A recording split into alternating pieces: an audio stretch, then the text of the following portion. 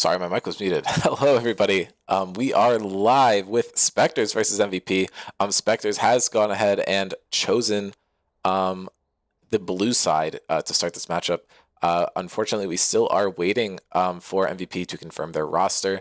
But I think Blake's playing, and I think it is possible that Julian's not playing. I'm still waiting for any official word on this, though. Spectres roster is looking like Avery, Caesarius, Sarverus, Cam, and Bean, which is probably one of their strongest rosters. So definitely something to look forward to if you are a Spectres fan. Do want to correct an error that was uttered on the Scrims podcast last week. Spectres is not eliminated yet. 5 teams are still in contention here. That was definitely pushing a bit of a false narrative there. So I do apologize for that one. But Spectres did start off with a pretty rough 0-5 start to the season. But if they're able to kind of clutch up and get back to 5-5, which they've been doing a great job of so far, currently 3-5 over the course of the season, I think there is a pretty good chance for them to get it done. But yeah, definitely pretty fun team. One that most of us have definitely enjoyed watching play over the course of the season. Seeing a bit of variety in their rosters, which is always something that you like to see. They do got a pretty big one. A lot of people signed to that team, and we've gotten to see games from a lot of them, which is always pretty cool. MVP on the other side, though, has a bit of a less interesting story, but definitely a more dominant story. They are 5-1, only dropping a series to Metabusters. A bit behind on games so far, so they have a lot to get done to really lock in that spot.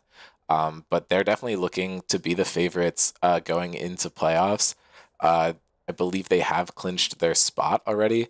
I think Rift Sharks have as well, but both teams definitely just need to have a strong end of the season to make sure that they're in a good spot there. But yeah, definitely looking forward to this series. It would be a huge win for Spectres if they're able to get it. But yeah, current meta, a bit interesting. Kai'Sa's really strong right now. I wonder if we're going to see any prio from either team for that. Smolder's another champion we've seen a bunch of. A lot of Senna, a lot of Syndra. I know both teams probably comfortable on the Syndra. It could be something that we see pop up here.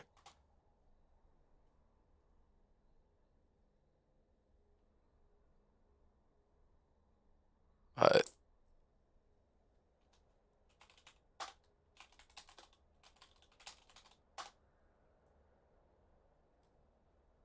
and as we see here, MVP race is super tight. There's like an 8-way tie for second place.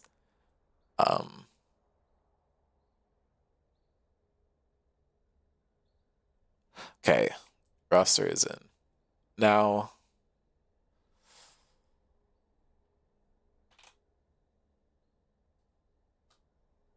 Okay, it looks like Julian is sitting. PB is going to be playing mid here into Sarverus, which is pretty interesting. Not what I would have guessed we'd be seeing. Unfortunately, it means we don't get to see the Sarverus Valor lane matchup, which I will pull up real quick. It's not relevant, but Valor is historically 3-0 in that matchup, so they are maybe throwing that out a little bit. But if you do look, Sarverus does have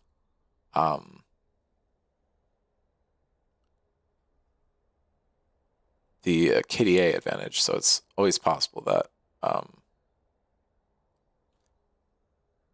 they feel that the matchup isn't as good, even though they were able to be victorious in most of them.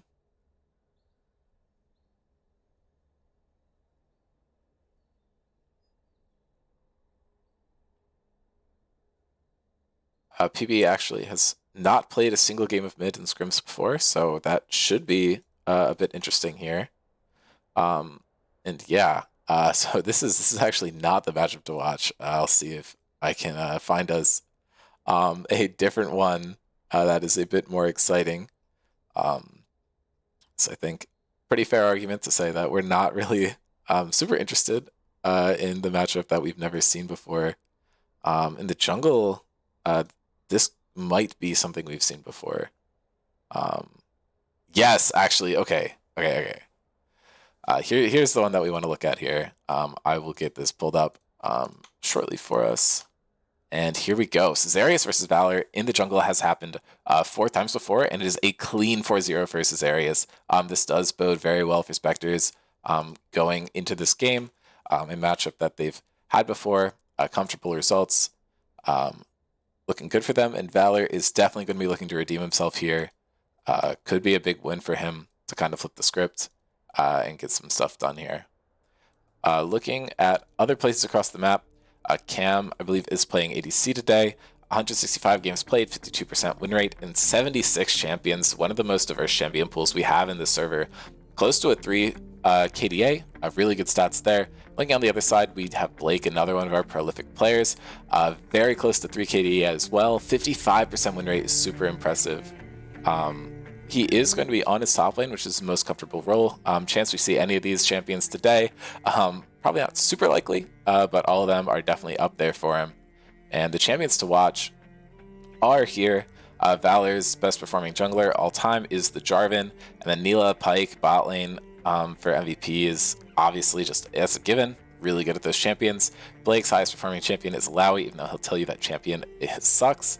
We'll see if it actually comes out. I think it's likely that it won't. Avery Starius is obviously disgusting. 11 wins, 1 loss.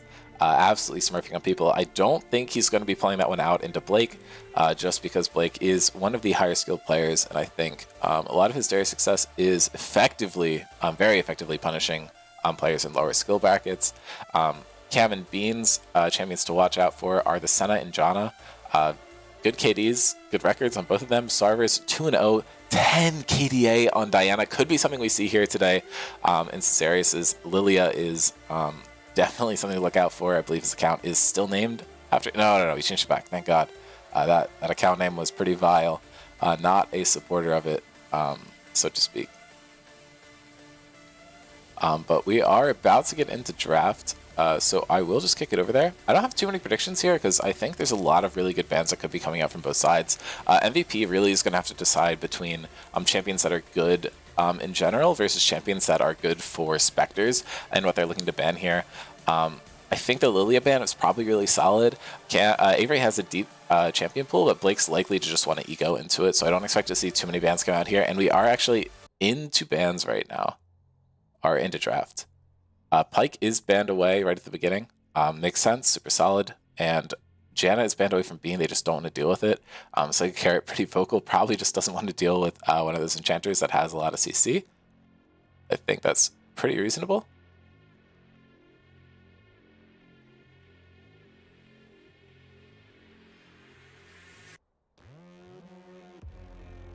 Var is taken away. Evans Varus, pretty good. It looks like Cam is probably just not willing to play it. Lilia taken away as well. I think this is leaving up a lot of champions for MVP though. You might want to start cutting into Blake and Valor's champion pool a little bit, but I guess with Valor and P being in an off roles, and they obviously could just swap back, I think it maybe makes sense to not target them as much. Neela is available, so is GP or Garen. Not sure if we're necessarily looking to get either of those away, but we'll have to see.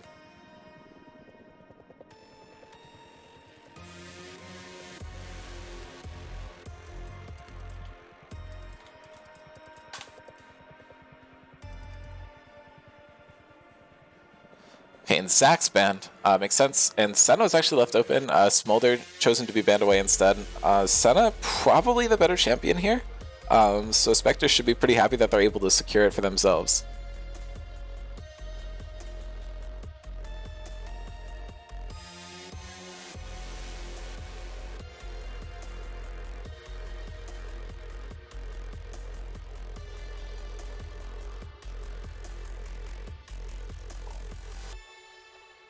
And Neela is locked in. Not a huge fan of this champion into Senna. It's really good with Senna. But you do kind of get ranged out a little bit into that matchup. But it's pretty even, and there is obviously a lot of comfort there for Evan. Karma's locked in. I'd imagine this is probably going to be mid for PB, but it could also be going down to the support role or up in the top lane. I wonder if Spectres has any prepared counter picks for this Karma. Pretty solid champion for a while now, although she did recently get nerfed, and I don't think she's quite as good as she was previously. Soraka is locked in for Senna. Really good denial against the Nilaraka lane. Again, I think that it's likely going to be Karma in the mid lane, so this is actually a pretty good pick away, and puts Bean right into his comfort territory on support here. But yeah, looking at Karma mid lane, I think is her most popular role currently. But there's definitely a lot of counterplay there, and a lot of them are champions that Sarvis plays and plays quite well. We are going to see the Maokai locked in for Caesarius. Just want to make sure that he gets his second most played champion there. Lots of comfort there for him. Big fan of that pick. MVP is probably going to be looking to grab a support or a jungler here. Junglers are more likely to get banned out, I think, just because it's assumed that the Karma is going mid. So a lot of mid laners aren't going to get touched, but it could always flex. And there's not a huge point to banning supports here either. Jarvan is going to be locked in for Valley. This is that comfort champion that we already saw discussed for him, so that's not super surprising.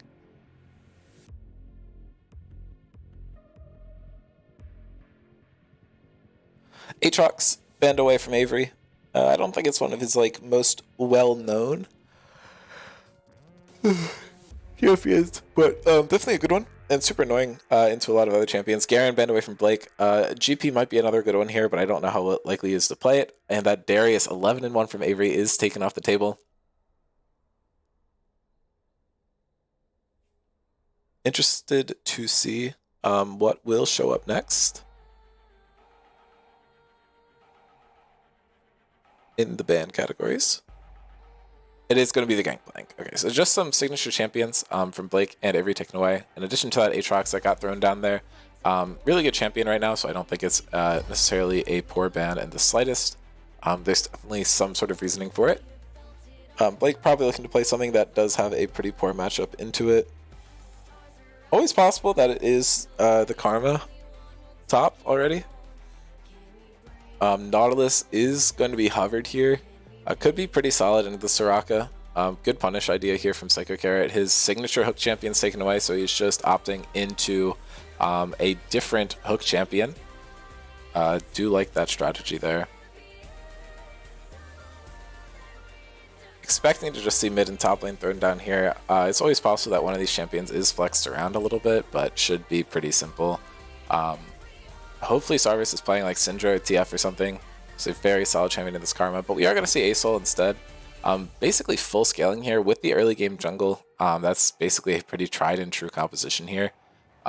You are going to suffer a little bit because MVP's mid game is going to be really good, but just the range that we have here is going to make them struggle a little bit. The longest range you have for MVP right now is Karma, and Avery's just going with the safe pick, the Ornn, really just fully opting into the scaling. And both champions that were banned against MVP are pretty good Ornn counters. But Blake is going to have a field day. Lots of things can stop this champion. I wouldn't be surprised if we saw the Mordekaiser here. Both these champions do have a pretty good time into Mordekaiser, and Mordekaiser absolutely can body Ornn and makes up for the range advantage. But it looks like Kai'Sa is being hovered. We could just see Kai'Sa top here. Holy shit. Okay, Blake cooked. Blake cooked. Blake cooked. Again, also possible that Karma is going top or something.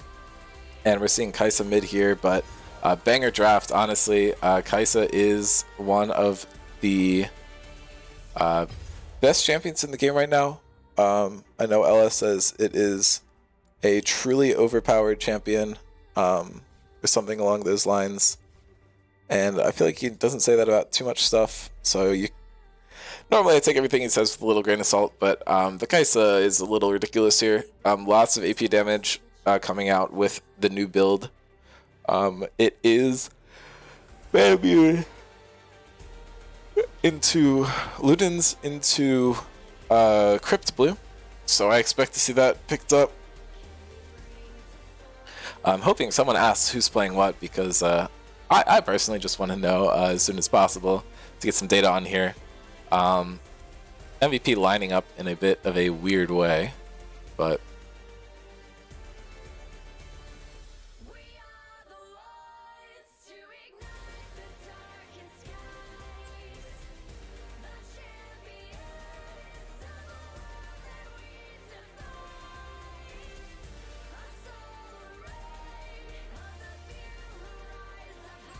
just waiting for people to get in order here.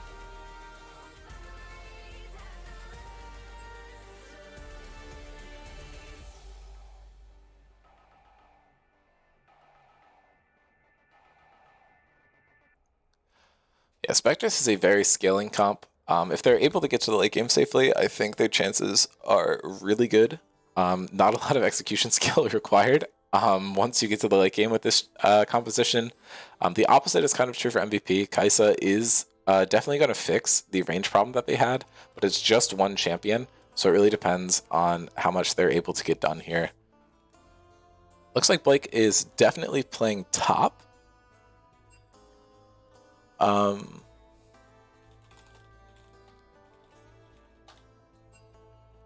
But not sure if the Kai'Sa is going to be top or not. I'm just going to wait for the hover, and then I will be able to get us some extra info here.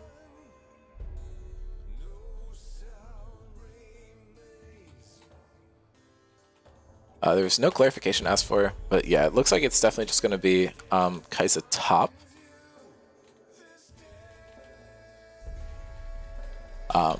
Don't know if Blake has a name for this one yet.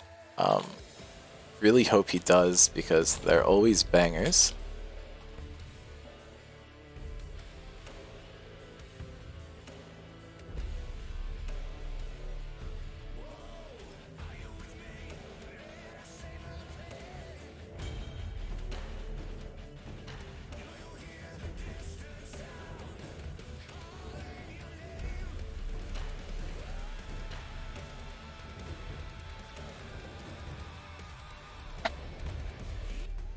Okay, looking at this past performance on these champions, Avery 8 and 5 on the Ornn, one of his solid ones. Blake has actually never played Kai'Sa before. Not that I think you really need to with this new build. Valor, as we already saw, pretty good on the Jarvan. Same with Evan. Psycho Carrot's actually first timing Nautilus in the server. I think he has performed good on some similar champions and poorly on other similar champions. PB has been playing a lot of Karma this season. A lot of it was in the top lane, and obviously has some previous experience from playing at support, but adapting to the mid lane isn't going to be a huge deal. He's performed super well on it historically. Cam 5-1 on Senna, as we already saw, and Cesarius's Maokai is pretty much as good as his Lilia as far as that's concerned. So it looks like everyone is super comfortable on their champions. Evan actually has the worst KD out of everyone here. Yeah, I can't imagine that Nautilus Kai'Sa or Asol is going to give any of these players any trouble. They're pretty experienced on similar champions to them, and they're not crazy difficult. But looking on to the season records, Asol, Senna, very good this season. Neela also been having a lot of success. Kai'Sa not so much, but that was before the changes were made. Maokai is the big one that I'm looking at. Has suffered a lot, actually. Is 8 and 20, which is a really poor record for recent games. I will look at the overall records. Maokai tends to just not do great overall. Senna tends to do really well overall. And I think the Neela win rate isn't anything surprising. If not for the new Kai'Sa build, I would say that the season records versus overall is pretty concerning for her. But given that the new build exists, I don't think I'm super worried about it. Obviously, we have not seen Ornn Kai'Sa before. Asol Karma not being spotted, also pretty standard. Jarvan seems to get the better of Maokai in this matchup. Not super surprising. Good counter pick coming through from MVP here. Senna absolutely has bodied Neela in the past. Makes sense. And Soraka into Nautilus has been pretty even, with Soraka having a better KD, which mostly is just because she plays safe. Doesn't necessarily mean that the Soraka played much better than the Nautilus in that game, especially because Nautilus has a playstyle where he has a lot lower KDA just because he has to go in. So I wouldn't take too much stock in those stats here specifically. Player matchups is the last one I want to see, because yeah, it's very flippy. The Cesarius has had a lot of luck into Valor, but Blake historically has dominated Avery, and Psycho Carrot and Bean have only played one series against each other, but Psycho Carrot did get the better of him there. And the mid lane and bot lane matchups have not happened before. Spectre delay is about to go through, so expect us to get into game shortly. I don't know, let's do a little knocking on wood here. and ensure that we can get into game seamlessly, and that it stays that way.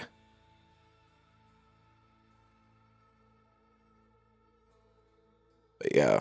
You don't mind me crashing your cast, do you? No, all good, all good. I think the MVP comp here is really interesting because you kind of have Neela filling the role of their traditional like top lane bruiser, but in the bot lane, and then you have the Kai'Sa swapped around. I am really excited to see what Blake's going to do with the new Kai'Sa build.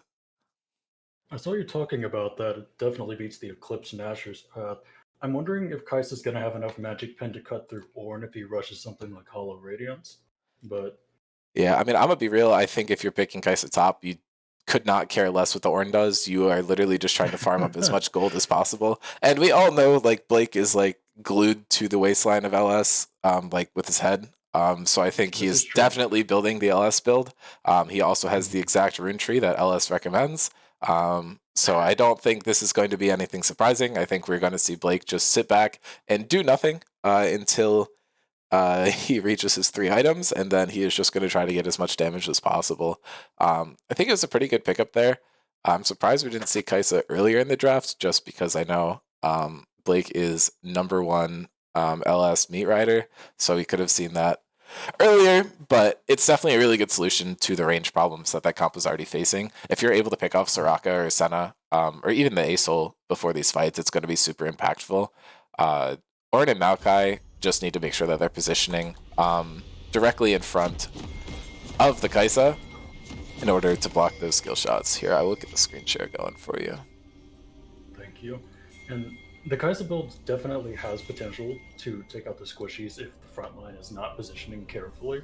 But I think that generally speaking, they're on a pretty heavy timer because MVP doesn't scale nearly as well as Spectres does. So if they go too late, then Ornn, Asol, and Senna are going to be too much of a force to deal with. Although I may be wrong. Let's see how much damage this Kai'Sa can actually do. Yeah, I think once it gets down to the late game, it's less of a timer and more emphasis gets put on Blake's ability to land these skill shots.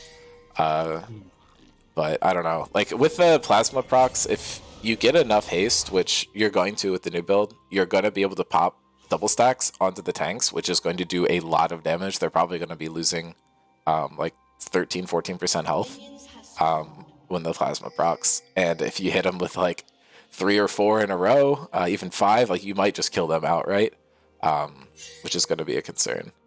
But yeah, if you're wondering what the tree is, it's you go First Strike, Triple Tonic, Futures Market, Cosmic Insight, and then he did go Gathering Storm, so they're banking on it going a bit late.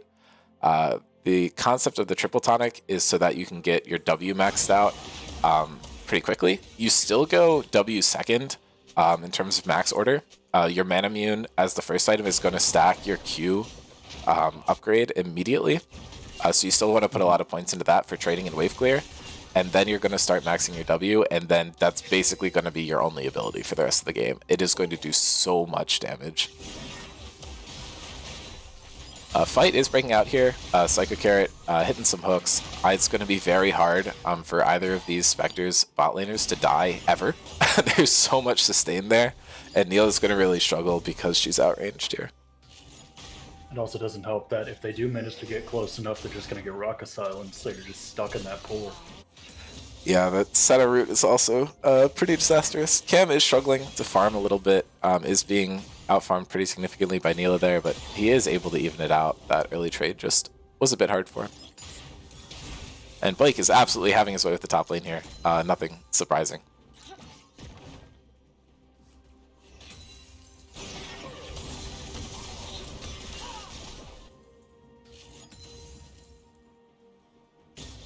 Kind of assumed since it was a Kai'Sa top lane that maybe blue side would path up a little bit, trying to get her if she overextends, but it makes sense to path down here in this instance. Although bot lane has more prio than top lane will. Yeah, I think you're right. I'm not sure if I agree with this pathing here, especially because you have double ranged for bot lane, so you're just naturally going to shove out pretty hard. It's possible that Maokai is just going to look to do like one full clear, buy some items, and then flip his clear, and maybe look to punish Kai'Sa then, once Ornn has all of his abilities. He could do that, or he could 6 camp, grab bot, scuttle, reset, and go straight for grubs instead of vision around that. But That's true. they don't have great siege. It's not like bad siege, because Horn assumably is running Demolish, then you also have Senna, but that's about the long and short of it. You don't have any split push win cons in this comp. Yeah. So we'll see how much they value that. Valor already secured top scuttle. Yeah, the concept I've heard around grubs is that they're actually more useful for like early game teams if you're able to get the plates. Because most of the time in the late game, if you have enough to end the game, you're going to be able to regardless. But Neil going in, getting a lot of damage here. Cam is actually forced to flash out. Bean pass a little bit towards Caesarius and then actually just completely doubles back with the flash. And this might be 2 kills going over to Caesarius to start off the game. 1 is gifted over to Cam. Really good stuff from the Spectres bot lane here. I wonder if they planned the bounce back or not there, because they got engaged on perfectly for the Maokai to set up. Because otherwise, if they didn't have that gank opportunity, Maokai just resets, goes top, and doesn't really do much. Yeah, I don't think it necessarily needed to be planned. It did work out super conveniently for them, though. Blake has actually, he's straight off the LS Divine course here. LS recommends that you buy the cull before you buy the tier. I don't know if he's going to go back and get one, but we might see it show up in his inventory at some point. But after that, I'm going to shut up because that's like the only thing that I haven't mentioned. I don't know. I watched the LS video on the build last night before bed. Cam falls down a little low, but Soraka is there, so don't be fooled by the low health bars. Senna W does go wide, so they're going to be able to just get out. This very much just reminds me of Seraphine Sona. Like, what are you trying to do in this lane? Yeah. You hit your hooks. It's not enough burst. Yeah, it honestly feels like playing into Neil Araka. Yeah. Like, even though you have these perfect like hook opportunities for Psycho Carrot in certain scenarios, what point is there? I mean, you pull yourself in, but you're not going to win the trade, especially when your ADC is about half health. So I'm wondering if, like, even at level 6, because of Raka, well, it's not going to do much for him.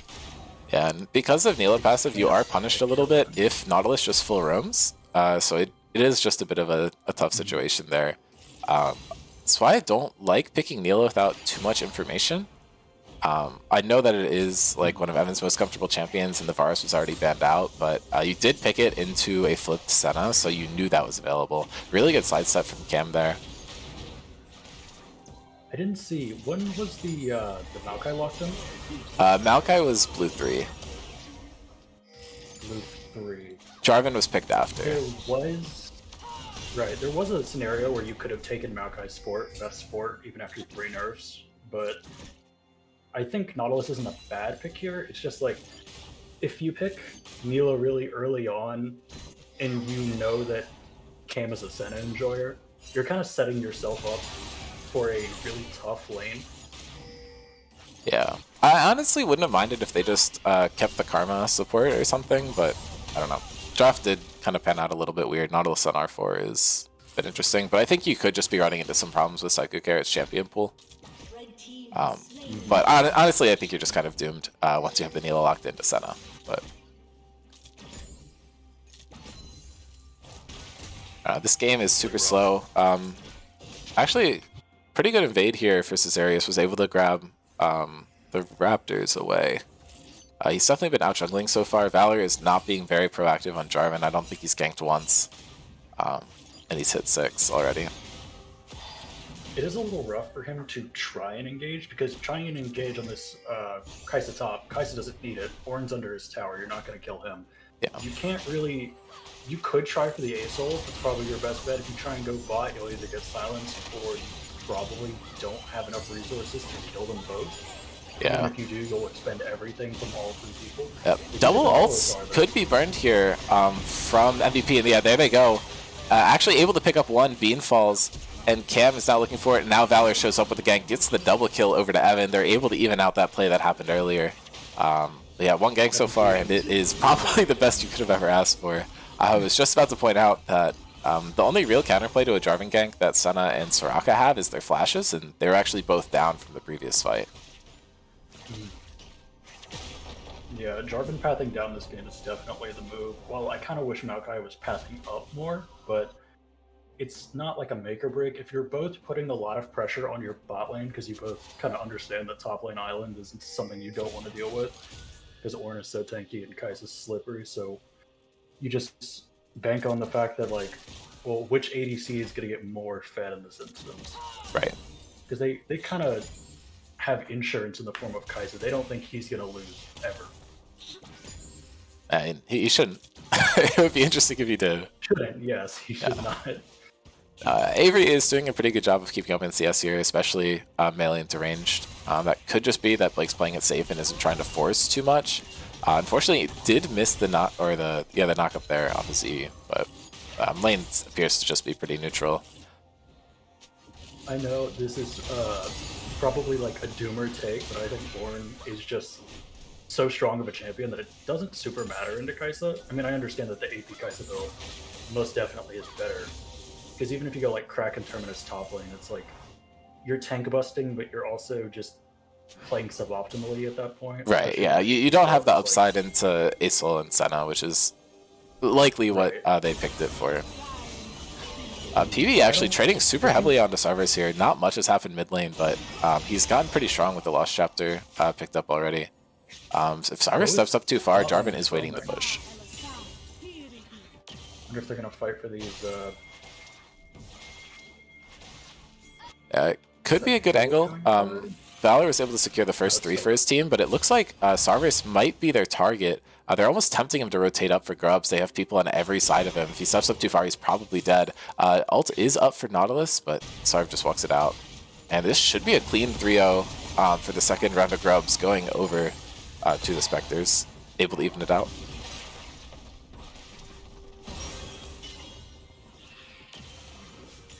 They did trade 3, maybe 4 plates for that, though. So just something to keep in mind. There, the gold lead is now kicked in favor of MVP. Because when you're going for grubs, denying grubs obviously is something that you want to do if you didn't get the first round of them. But at the same time, since they got first drag and they got all these plates bot lane, MVP just got way more, like generally speaking, out of it. Yeah. Because you go top and you get 3 grubs, but you don't get Call of the Void, so you don't have the grubs for the rest of the game. I wonder if they'll put any prio on trying to get Rift Herald on the side of Spectres. Yeah, I think it could. Rift Herald could be useful for either team. I think something you do get when you get the first 3 grubs is you kind of force the other team to overcommit. And you can either commit a lot to try and match him and fight him over it if you think you're stronger in the early game, which in this game I think MVP probably could have. But what they decide to do instead is tell Spectres, hey, you're going to commit 4 people to this, and we are just going to split the map and try and get as much done. So they actually do lose out a lot around the map. Sarvis actually flying down super low here. Does ult to get the stun off, but PB just solo killing him in the mid lane. That is not what I expected to see this game. And now a fight is breaking out top lane. If Caesarius is able to flash onto Blake here, they probably get this kill. And it is going down to Caesarius. That's probably who you want it on because he can affect the map more. Good plays for both teams right there. Interesting that he built Bombies into Buckler, assuming he's going Frozen Heart first. Yep. Instead of just fully completing one of the Sunfire items, which is fine. Frozen yeah, from good here. From what I've heard, I think neither of the Sunfire items are very good. So that could just be why. Just not looking to complete either of them until you absolutely have to. Trying to go for that cheap, effective spike in Frozen Heart. Objective advantage around the map is definitely going to MVP here, though. They already got a tower and they're up 2 drags, but that's kind of what you'd expect just from their draft.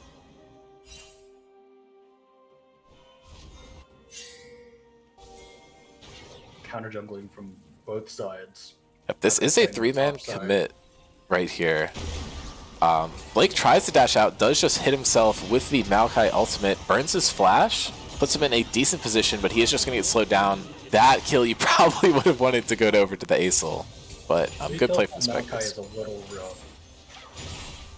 But if they put those, I think if they try and really use all that armor that he's building and just try and like put the Nyla down so she doesn't snowball, that might be decent because Drag's coming up relatively soon, in about a minute. 4 minutes.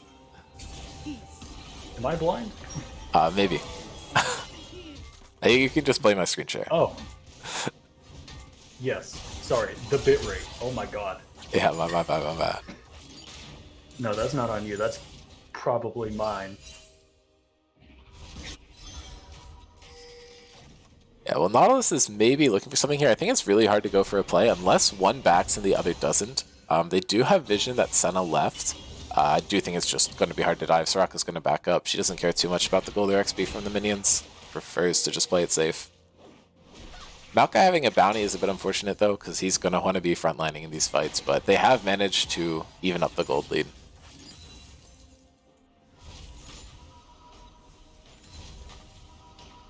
Ornn rushing Sunfire and armor, and then Maokai rushing armor too. From now, they're building AP on Kai'Sa, so I'm wondering how much that armor is going to deteriorate in terms of usefulness as the game goes on. Yeah, I forget what damage type Kai'Sa W does. Kai'Sa W is AP, I believe. Okay, that's what I thought. I do still think it's going to be good because the majority of Kai'Sa's damage in the early game is going to be coming from her Q. I don't think there's too much of a reason to start building MR before Kai'Sa really gets going. Especially in the early game, Neela and Jarvan are going to be the big damage threats. I think as long as they don't stack too many armor items going forward, I think they should be in a pretty good spot still. Right. Oh, really good interrupt from Caesarius there. Isn't able to pick the fight, but looked cool. Now Psycho Carrot is in trouble, is silenced up, is going to get hit by that root. He has to force the flash, and this is a 4-man commit to Psycho Carrot. They should be able to pick this up, and Valor just lets him die, knows it's not worth fighting over it. This should be the Rift Herald for Spectres here.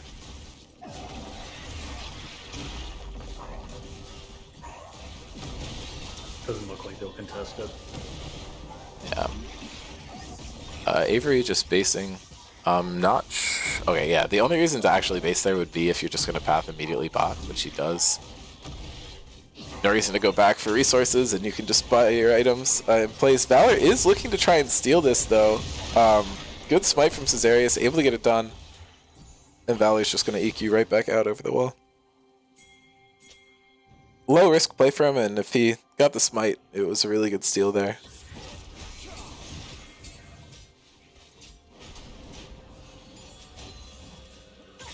Dragon is now going to be up in about a minute. I am interested to see how teams are going to commit to it. On the way, pings coming out towards this ASOL. Does have teleport for the play. Oh, really good play from Avery there. Pop the brittle. Oh, I think with the flash, he might get this. He popped brittle with his Q. Senna looking to pick up this play. One more Q should do it. And yes, Avery basically solo killing the Neela there. The only assist was the shield given to him by Senna ulti. So I think you just count that one as a solo bolo. They're trying to force out Sarvis's big ult here, but good move from him. The flash here is a way less important cooldown than the empowered ultimate for Dragon fight. Sarvis just done what he needed to burn the flash there.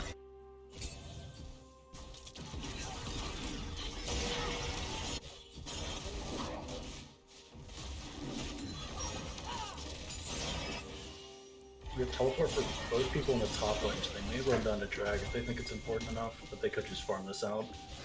Yeah, I expect to see Kai'Sa just give the dragon. I don't think you care too much about the third dragon when you're already sacked up. You probably just want to get that tower down and get some extra gold. If his team can rotate in time, this could be a pretty good pick. Yeah, Psycho Carrot's ultimately not going to do too much there. Is able to get the root up. Valor goes in. No Ornn ultimate is available here.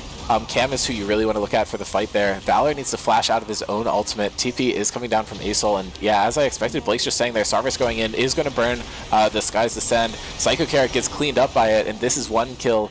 Probably going to be a second, but Karma Shield could be doing some work. And Valor is going to die to Dragon. Is a triple kill for the ASOL. I mean, dies to a dragon, you know? Dragon should get kill credit. Makes sense to me. Did he EQ into the pit and hit the drag by accident? I think or did the Sky Descend hit it? Oh, I feel like the Sky's Descent probably hit it. Does ASOL ult hit epic monsters? I don't know if it hits minions. If it hits minions, it does. But okay.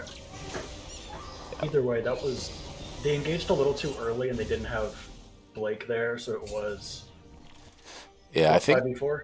that was as intended though. Blake now has the most gold of anyone in the game. Was just able to stick top, got the tower. Might have had no objective bounty there. But then that's a pretty easy dragon pickup for Spectres. I think that play is kind of what both teams expected it to be. I think overall, as the game goes later, I think you are right. Spectres are going to be in a better position, but the Kai'Sa is just trying to look to match their strength by staying as up-to-date in items as she possibly can.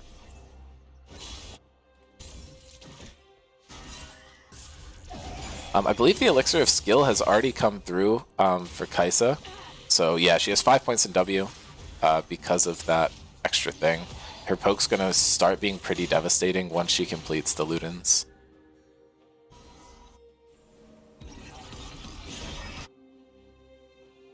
The W with alternator damage did about a third, maybe a fourth, non-generously to Senna, just in the W alone. And then once W evolve, you get your cooldown back so much faster if you actually connect. Yeah, the funny thing, actually, I'll let this fight fizzle. I don't think anything's happening. But the humorous thing about the Kai'Sa build is you need to get Ludens plus an Amp Tome to actually get the evolve. So it's going to look like it's going to start doing a lot of damage, but the real power spike is actually Ludens plus Amp Tome. Just kind of funny. Sarvin's going to look for this 1v1 here, but Jarvan is going to be here, which makes it a bit tougher. Ultimate is available for Asol. We might see it dropped. Orin's here, doesn't have ultimate, and PB is actually going to survive. Huge shield coming down. Neela was able to get out of that fight in the mid lane. They're maybe looking for something on the back end of it. It's just these critical tank ultimates for Spectres are not there, and Psycho Carrot should not have gone in there. I don't know what that hook was. He is going to fall. Cesarius picking up his 4th kill of the game. Yeah, Psycho Carrot, brother, the wall was right behind you. You could have aimed it the other direction. I saw the vision. Bro, got hit with the Maokai insect. What are you doing? And you give them herald opportunity here, so now they're just gonna crash it. Yep. Although Maokai having 4 kills is kind of rough for them. Yeah, I don't think you care too much because your carries also have kills. It's more of your team has a bunch of kills overall. I don't think they're able to get the tower here. Jarvan ult's not available. Senna doing a lot of damage right now. It looks like we're going for the Borg into Lord Dom's build. Not crazy effective here. There's only one true tank on the enemy team. One tank and one bruiser, so not too sure if that's like great or not. And then obviously you don't might just be the default build, I think, in Camp's head, but maybe.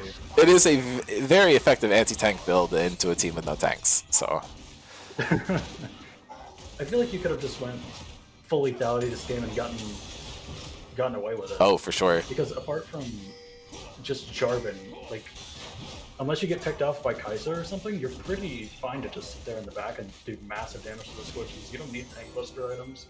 Yeah, I mean, I think Lord Dom's is good just because of the passive. It's like a second cut down. I'm just not sure how much of a fan of Bork I am. But if you're going just pure utility for this slow, I don't hate it. Sarvis is caught out here. He does have the ultimate. Isn't going to use it, just wants to hold off. Baron could be the next big fight, so wants to make sure he has it up for that. I don't know how to check how close he is to... Oh, he's very close to a second empowered ultimate, which could also be a good reason to hold it. What do you think the strategy is going to be around double objectives? Should one team try to trade, or should we go for a fight and try to take both as either team?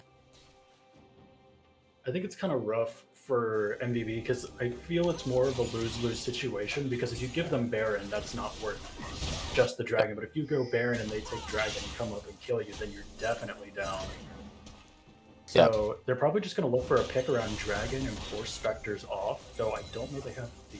Yeah, and Beam actually is just completely caught here. The silence comes through, but now Valor drops the ultimate. That's double flash from the bot lane. Maokai Root actually coming down huge, and Orin ultimate getting a lot done. And Sarvis just got his empowered ultimate off that, and he's going to clean up.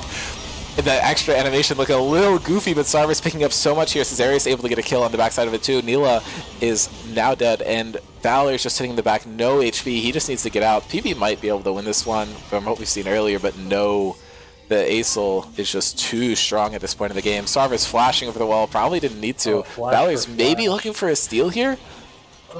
They don't know he's here, but he flagged on top of himself as an escape option, but he just got immediately silenced when he went into the pit. He had no vision of it, and that is 2 Ocean Drakes for Spectres. Yeah. Does give you vision there. That's Acel is totally balanced, by the way. Just wanted to say that. And now they just go straight for Baron. Yep. Not even gonna try and get mid tower off it. Yeah, it looks like they might just have Cam sit there and pick it up. Yep. Yeah, I think they just get it for free. I don't think there's any avenue where they can try and take it back. Just try and shove waves out before Baron gets back. Yeah, it is tough there as MVP because I feel like the Dragon is the one you cared slightly more about. So you do want to contest that one. But yeah, unfortunately losing both of them is not what you have in mind.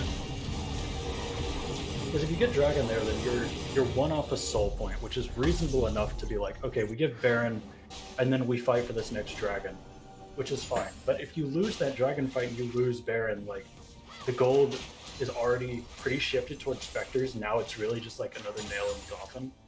That may be speaking a little too soon, but considering it's 11 kills difference, and then they're tied on objectives, or actually up. Yep, Psychic just lost his ult there, and now he's dead. He got silenced as it was coming out, so it didn't do anything. Blake has hit the point in the game where he should start to do stuff, but Maokai already has Kanik. Some damage is going down onto Cam, but Cam actually has the good old Negatron cloak. Probably going wood sound, I imagine. Yeah. I mean, I think Cam can build whatever and be fine this game. Picking up a kill onto the Kaisa. And he's gone. Yeah. I mean, what can you do, really? You don't have enough frontline, because their frontline is all engaged. They don't have anything to just sort of like meter out like they do with Ornn and Maokai. They can't clear waves reliably unless you give it to Karma for Mantra Q, which is fine. They are looking for something here, though. Yeah, I mean, being completely honest here, the Kaisa is more of a band-aid to fix the late game. Yeah, this healing is disgusting, by the way. Yeah. Soraka is a crazy champ, so is Senna. Acel dropped down to 20% health there, and then immediately went back to 80. But Karma was always a band-aid to fix the weak late game of MVP's comp, which should have had a strong early game, but the best thing we saw from their early game was one double kill bot lane and then a solo kill in the mid lane, which was almost immediately evened out. That dragon fight was so huge for Spectres there. I think Sarvis did a really good job of kind of like cloaking his empowered ultimate, because he was really close on stacks. He just waited for his black hole to give it to him and then immediately just popped the empowered ultimate on them. Kaisa probably wouldn't have walked up as far forward if she knew that he had it. Just wanted to make sure props are given to that play. It was pretty smart. Yeah, good on Sarv for that one.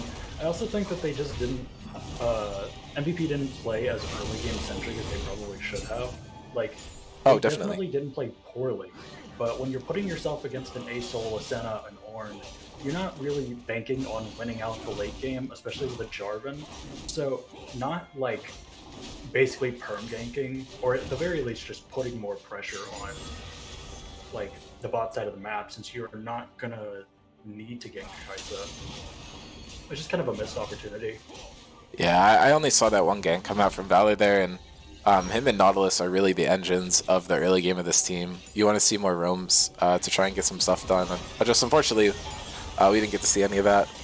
I think there just isn't enough of an upside to Kaisa at this point. She does have that core completed, but only so much you can do here.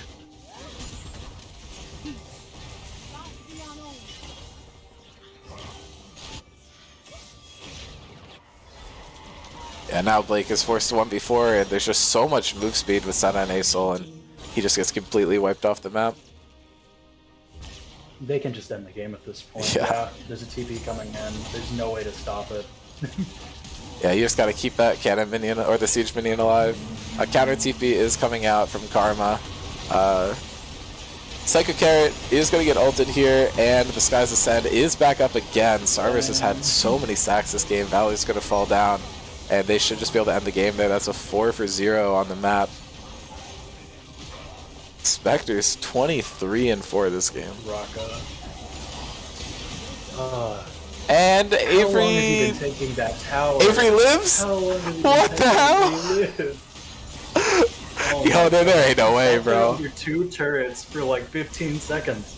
It's a suggestion at that point. And Can they MVP kill him in their own fountain? That's the play. MVP's gonna need to bounce back from this one. I think not having Julian is a pretty big hit from them. Jungle felt pretty quiet this game. My take on MVP initially is I just want to give it to Cyrus. I think he won all 3 of his lanes for his team very early on. Obviously, Acel did a lot in the late game, but that's just my thoughts. Open to hear what you're thinking. But I think that it's probably a safe bet because I think Spectres generally everyone played well. But if I had to put who like push that pressure just enough to where they could get the snowball going as much as they did, I'd put it on Sarv. yeah, that's fair. Those ASOL ultimates were pretty critical for these team fights. Yeah, I mean, my thought is everyone on that team played well. I think Bean and Sarv looked good because they were handed really good champions there. Cam actually did the most damage in the game, which is kind of funny. But who Even though knows? he went tank build. Yeah, I don't know. Is what it is. I wonder if they'll draft a less early game centric comp on the side of MVP, because I feel like Spectre's comp was pretty comfortable all around. People playing champions they're comfortable with and knowing that they'll win late. Yeah, I mean I think it's tough. I don't know. It feels like there's so much that you have to ban. Looking at the last draft, I think maybe if you like lean away from like Janna and Smolder, I mean maybe you just ban like Smolder, Acel, Senna and just try and take out these like turbo scaling champions. I think that could give you something, but it is a pretty tough spot to be in here. Losing a game like that just feels awful. It's definitely hard to mental reset. There's some teams that are able to do it, but if MVP doesn't kind of like settle up, I think it's going to be pretty tough for them going into the next game. I think the like ban wise banning Jana Lilia Smolder, is that Lilia ban? Okay, I understand. Caesarius, right? Yeah. But Jana Smolder doesn't make a whole lot of sense to me, at least in comparison to Senna Soraka. More so Senna, because Senna is a lot harder to deal with, in my opinion, than Smolder. Because Smolder, you can usually at least go even in. It's the same situation where you don't want to go late against him, but I feel like late game scaling Smolder is still more reasonable to deal with early game. We saw that even though Yeah. they were landing hooks in the early game, which they were supposed to, they just out healed it. Yeah, So I think trying to Smolder take at least the definitely has a bit is more of a weakness, as you're saying. So be big. Looks like MVP is swapping up the side select here. They're opting to go blue side. I think that actually could help them because I think the draft was really where they lost. They were kind of forced to go for that more early game draft. So if they're able to grab some of these key picks ahead of time, I think that could help them out a lot more. I don't know. I think realistically, that game was lost in draft and not necessarily lost in how the game was executed. But it's important for MVP to have that in their head correctly and not get themselves too down on stuff. There were a few plays that were like not amazing, but everyone has those plays. I think the comp really was the issue because it's too lopsided. It's too early game focused. You didn't have any insurance besides the Kaisa, and not having a bruiser or a frontliner in the top lane means that you can just basically let them scale. Because I don't think Kaisa had the damage to kill Ornn Oh, during that lane. definitely not. So it's while the build is good, generally speaking, mid to late with the AP build, if you can't get any sort of substance early game and you're still playing into Ornn and Senna and Acel, You there? reliably Oh, puts them in between. yeah. I Did I think cut that's out? why the Kaisa build is primarily one that's for ADC, because especially in this meta, ADC doesn't need to do anything for the first 20 minutes, whereas top lane and mid lane are kind of expected to get stuff done. And if they don't, you still want a champion that is able to make plays. I think you just hurt your composition a lot by doing that. Like Neela is effectively filling the role that the top lane bruiser would normally fill there. It's just that Neela just gets compositionally countered by pretty much everything on the other team. I think that pick just put Right. them in a really rough spot. And Karma mid is also just kind of lackluster. I think it was better when it was OP, and it's not really as much. So your entire like front line is like 2 half tanks in Jarvan and Nautilus, and there's not really any follow up for it because Neela walks in and just gets instantly bursted. Kaisa's looking to just kind of poke out. She doesn't want a fully engaged fight. She's just trying to play slow, and Karma's kind of the same thing. Like she just doesn't have enough damage to really follow up here, and she's outranged by everything. I think once you see that Senna and you're expecting something else long range coming out from mid lane, you want to look for something that can deal with range a little bit better than just slamming Neela and then Karma. Right. They could have went with an assassin mid that would have given them more like stick potential onto their backline, or at least onto ASOL. You can try and put something generally higher damaged on. But the main thing is, I think they should take Sen out of the pool. Sen sitting at like speaking 80.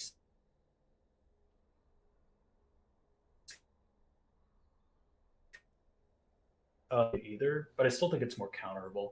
And if they are going to let Spectres draft late, then they also need something to either win very hard early or match them late. Because if you put them in a sort of like, I don't want to say that they should put all their eggs in one basket, but because we saw how last game ended up since they didn't have any scaling.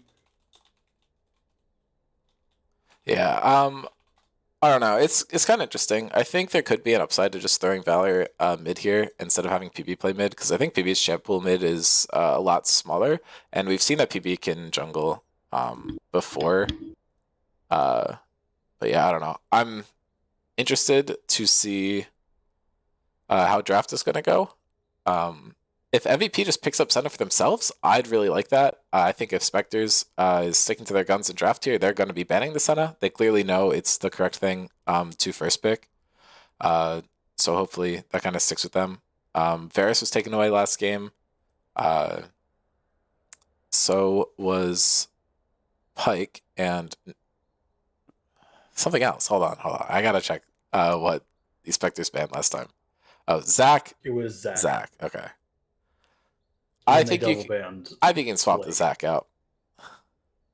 I don't think the Zach is that stressful. On top of that, I don't think that like Pike and Varus makes sense. Pike at least is like the thing you take away from Psycho Carrot since that's his staple pick. Yeah. But taking Soraka out, are they gonna? They are banning Smolder. They okay. We banned Senna. Okay. So the question is, does Varus just get first picked here? I don't think it's necessarily first pick worthy, but I don't think it's a bad first pick either. I think it's flexible because he has multiple builds that cover different facets that you might need in a comp. Because you can go AP for like full one shot. You could go poke AD. You can go on hit. I think it's better in terms of flexibility for their comp. But they may just pick a tank. And they pick Kog'Maw. Okay, what the hell is happening here? Why? Well, if we see Psycho Carrot Lulu, I'm kind of hyped personally. We'll I think that'd be cool. I'm wondering if Spectres will just draft a lane bully into it. Since there are more like scaling ADCs available, but none of them do particularly great in Kog'Maw. Yeah, I mean the Janna we're just gonna see locked in. AP Kog'Maw. Yeah, I mean Ezreal I'd like to see, honestly. It's something that we've seen come from Cam before, and he's looked really solid on the pick. And I think it does the best with this Janna. Misfortune is a viable option. I don't like it as much. I don't think Cam's as comfortable on it. Yasuo is locked in. Yasuo does win into Kog'Maw, being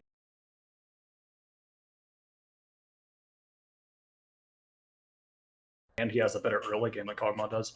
But it really depends on what support gets drafted. If that Yasuo gets in, if he's going to be able to do anything. Because if you do go Lulu, you can polymorph him. Right. What does he do? He just kind of like sits there. Yeah, Plus, this the feels synergy would be too good so if they ego. flew. Also, like now Spectres is But doing what MVP did last game, where they're drafting are super they short gonna? range ADC into a super long range flip champion, and that's a no pick. Oh boy, I'll look and see what they say. Tom Kench, Tom Tom. Kench. Okay. Surely they don't put. Here's the thing.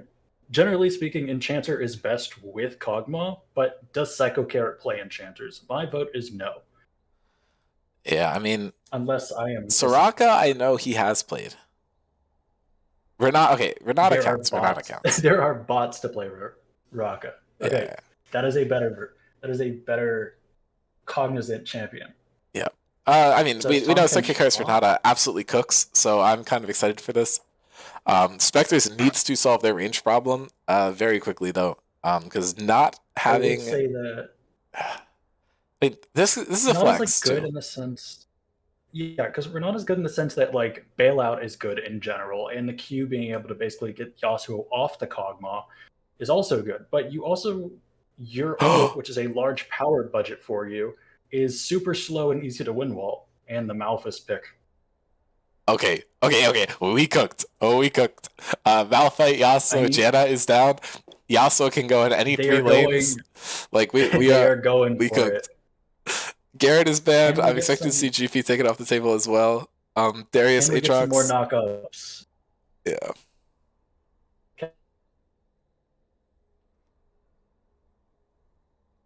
Maokai could be a really good pick here too.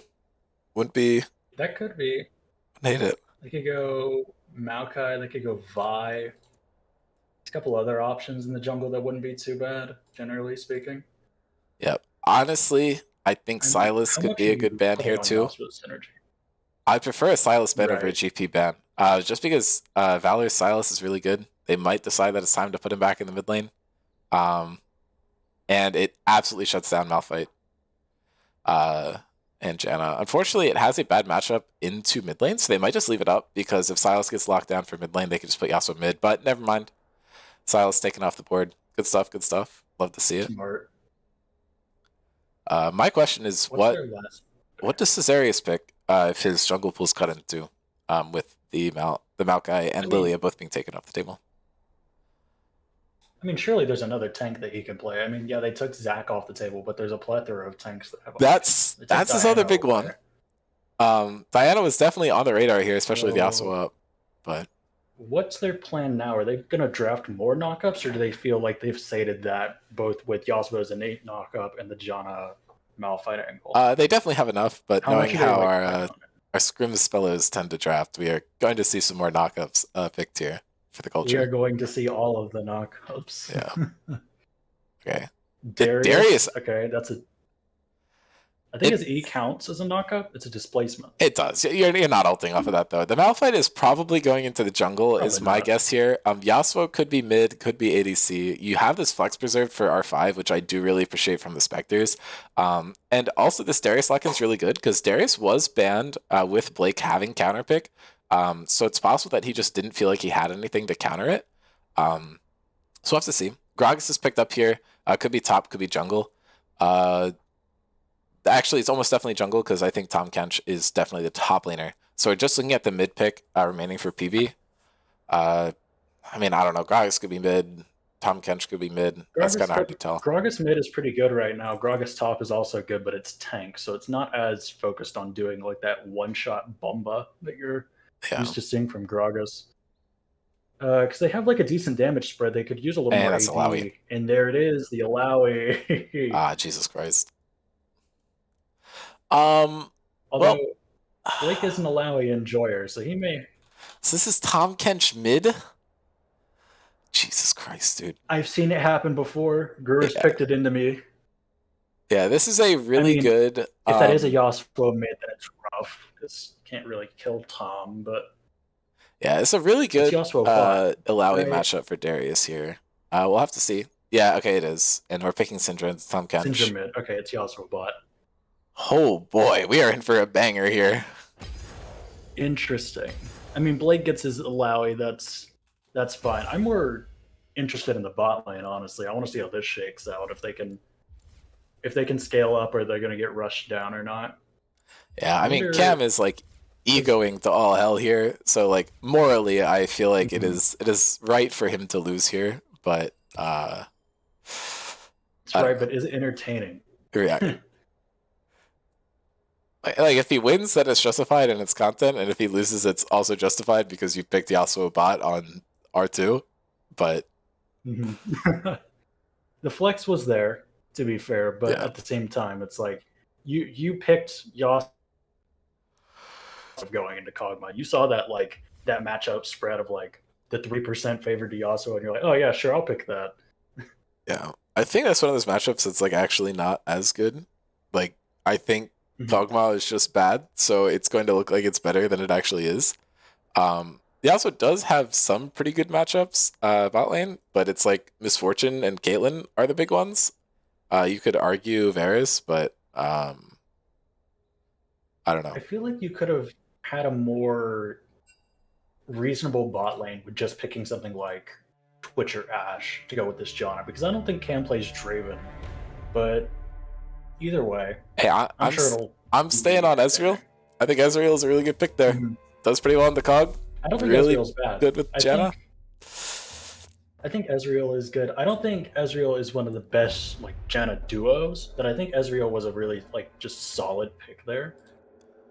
Yeah, I mean we have like a very traditional protect the Kog'Maw composition versus like all hell breaking loose on the other team. Like we have like 5 The knockups other Yasuo. team kind of like a solo queue comp. I'm not gonna lie. Yeah, this is like everyone on that team saw I'm the assuming it's Yasuo and Malphite just jungle and not picked the knockup. Darius jungle. Oh, it yeah, it's Although definitely Malphite jungle. it'd be funny if it was Malphite top and Darius goes jungle, so you don't have to deal with the Alawi. I don't know how much better that would be for you, to be honest. But Alawi Malphite versus Alawi Darius. Which is better? I think it's Malphite is more favored. yeah, but I mean neither is good. And I think Avery is definitely more comfortable on Darius, which I don't think you can discount. Oh yeah, that is true. So yeah, it's probably Malphite jungle. Yeah, well, For a secondary Avery team, has I got know to the play. difference between He's got to Darius. pray that they win this game to maintain his 11-1. Noam in chat was saying Kog'Maw top. Unfortunately, no. Blake, I think hates that champion Dude, too much to play Alawi it top. bot lane would be so funny. That would be Yeah, hilarious. It's like, oh, we're gonna counter your Kog'Maw by putting in someone who's gonna rush him down. Guess what? It's an Alawi bot lane, and now there's a Kog'Maw in the top lane, and you want to die. yeah. The overall records for Tom Kench a bit concerning. Only 11 and 17 all time. The only matchup we've seen before is Renata beating No Janna. data. And that's only on I'm one not game. surprised that there's no data for this. Blake having the 8-3, but it's still not 11-1. Yeah, I think the matchup First time being Malphite. insanely favored for him is going to bode pretty well. Valor, as I actually played Gragas before and did really well. I wasn't aware of that, but that's good to know. PB has played a lot of. It looks like they're just putting his top lane champions in the mid lane and just calling it a day, which I don't hate. Both ADCs first timing and both supports are 5-2 on their picks. It's a bit interesting. Don't think this Tonkin's slide was is giving us too much generally safe information. there because if it was Malphite or Yasuo mid lane, Tonkin's would have been fine, but they drafted Syndra into it. Yeah, and I feel like Tom Kench can probably neutralize it to some degree. To be honest, if you're seeing Tom Kench, Gragas, Alawi, I don't hate Swain, except Kog'Maw is probably going to tear through him pretty easily. Syndra is your hope At at least now taking they have down some Kog. late game insurance. Yeah, the thing Because is, before they had no late game. yeah, when you are drafting a Protect the Kog'Maw composition into a Yasuo composition, it's a bit doomed though, purely because their entire comp is designed at taking out a single person, and you've made your entire comp about Mhm. needing to keep a single person alive. Right. Protect the president versus dogpile. Like you're not gonna because you can do a fair bit to protect that Kog'Maw. You can't really stop a Malphite just like walking up and pressing R on your character, and then Yasuo from 2 screens away following up. But Yeah, it's a I bit guess we'll doomed. see. Yeah. Who knows? Maybe we'll get to see Evan glide.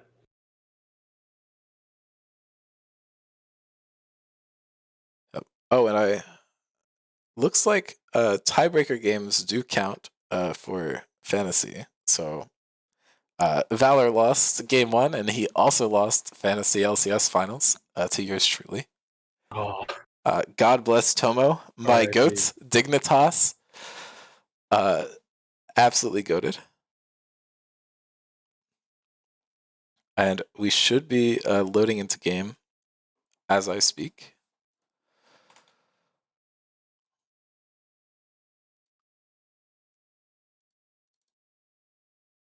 I'm so glad they fixed the spectator. It's only for customs, which I'll take.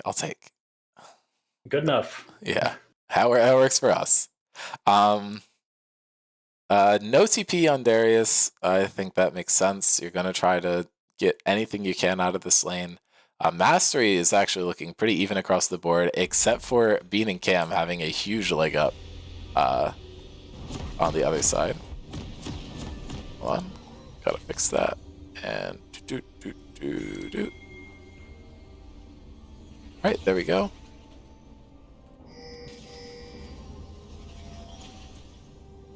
I don't know. This game is going to be very, very interesting. Welcome to Summoner's Rift. I feel like I might be missing something because he went Doran's Shield on Alawi despite taking Conqueror, so you'd think he'd want to fight more? Or maybe it's just trying to get him to the early game where Darius has that advantage on him. I don't know who wins at level 6.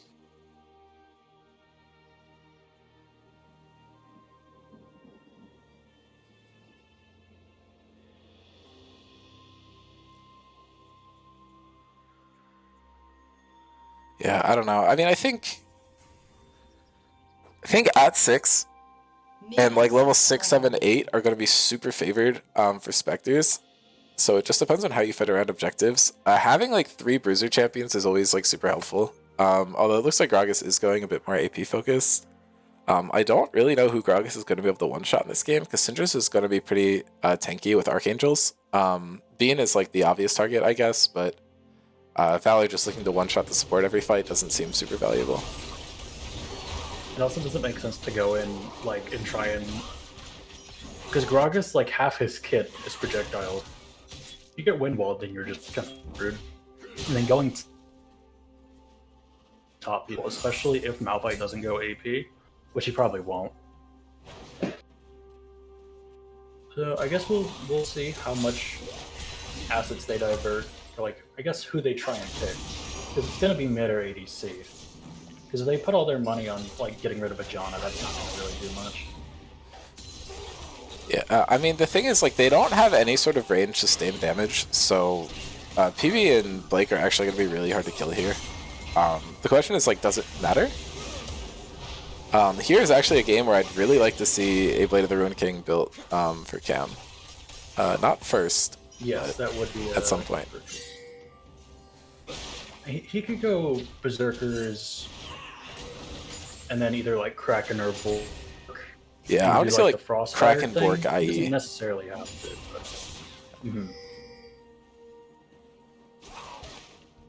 I don't know, if Avery manages to win top lane, I think that that probably seals the game right there.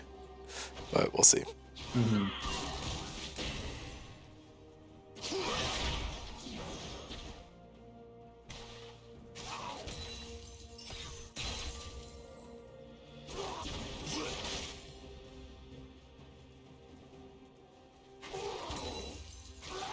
Malphite pathing down, Gragas pathing up, probably to try and get Alawi ahead enough. They have good tornado there. Cam's looking for this, and actually he's going to claim first blood. Tower Shot's going to kill him though. Traded right back over to Evan, and he's getting the slowdown, but I don't think he gets this kill. He could if he ghosted, but he did not. Yeah.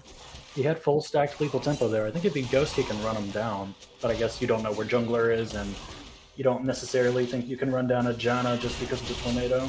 Right, you might just want to keep the sums too, just for later stuff. In case this Malphite comes creeping in. Oh yeah, that Janna's not suspicious at all. Yeah, I'll not get a trade though. Not with the exhaust burn down, and Cam should be able to pick up another one here. Burns Flash is able to pick it up, maybe? Okay, and Cesarius goes for the flash Q, able to pick that one up. It's all sums from MVP bot lane. Janna still has flash. No. Not that she needs it, but good note for future.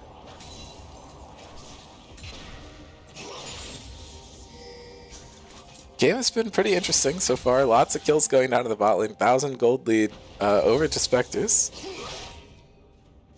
Pretty good stuff for them so far.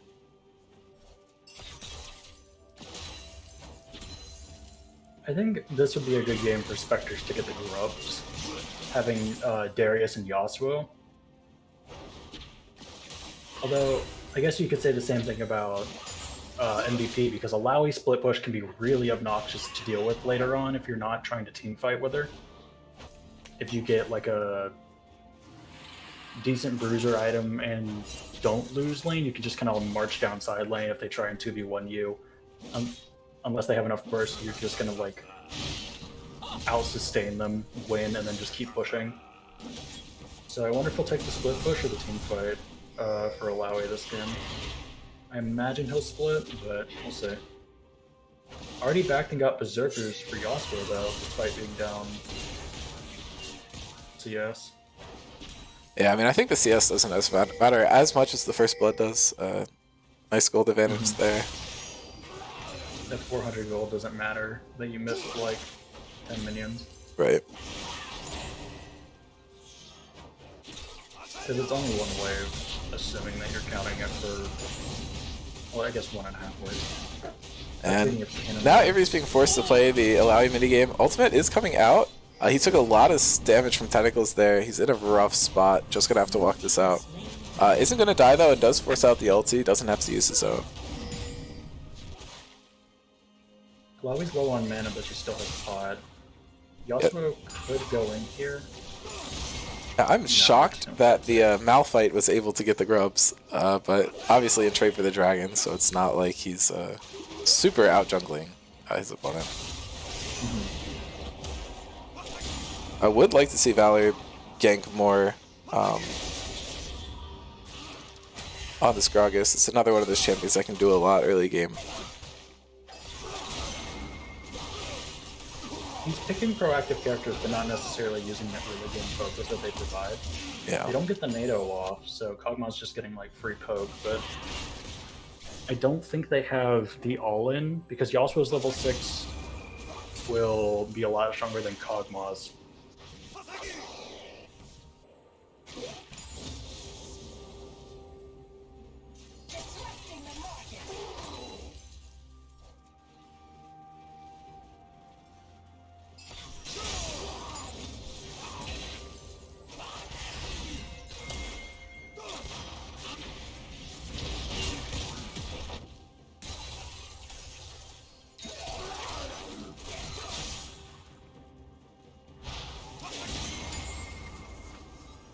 That game is playing out pretty slowly.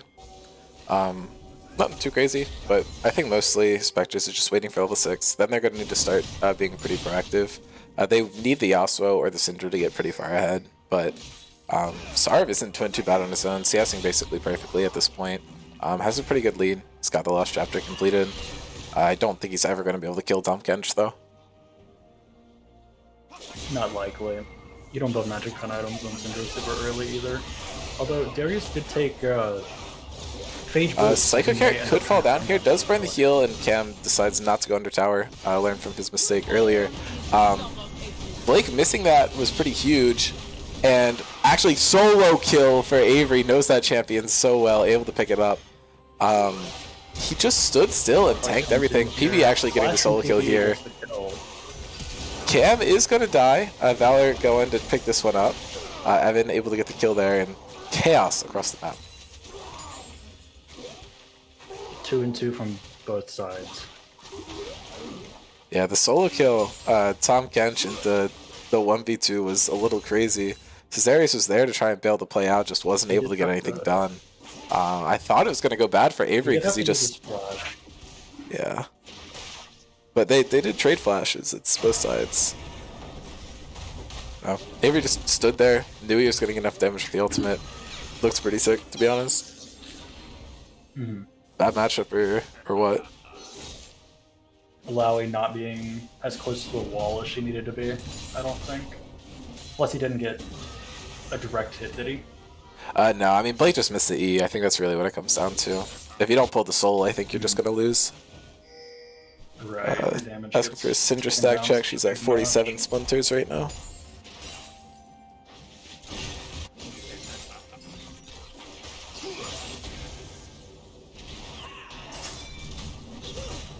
Both supports roaming through these grubs coming up. Yep, attack bang's coming down here. They're looking for Psycho Carrot. I'm not sure there's much of a play there. The ult does come down, forces the flash out immediately. Counter ultimate from Renata, berserking the Malphite actually away from the play, saving his life. Good flash though from Carrot. Yeah. Although that's like a 80-second cooldown burn for 5 minutes, so True. could save them on the Krub. The Krugs. No, not Krugs. Okay, the Grubs. Sorry, I'm like losing my mind. It's okay. Earlier, I was 4 minutes off Dragon because my screen was pixelated. Yeah. You have an excuse. I'm just like stupid. Okay, and there we go. Valor getting ulted. Yep. Really good cast, but it's not going to save his life. Sarver's just on the other side of him, going to pick that one up. Completely left out to dry. They secure all the grubs. Yeah. Kog'Maw is not going to get nearly as many plates as the Nilo would. Those 6 grubs are going to come in handy for Avery that are on the line. Really going to make his split push potential devastating. You're going to have to keep a Lowy on him. And if he gets far enough ahead, they may have to send more than one person, in which case that's objectives. For Spectres, generally speaking. Caesarius has been playing jungle so well this series. I don't know. He's just been super on top of objectives. He's been down dragons, but he's been getting the things that he needs to. This fight is a little less good for Avery, but he's still able to pick it up. Yeah, I mean, I don't know. Avery's just kind of cooking with it.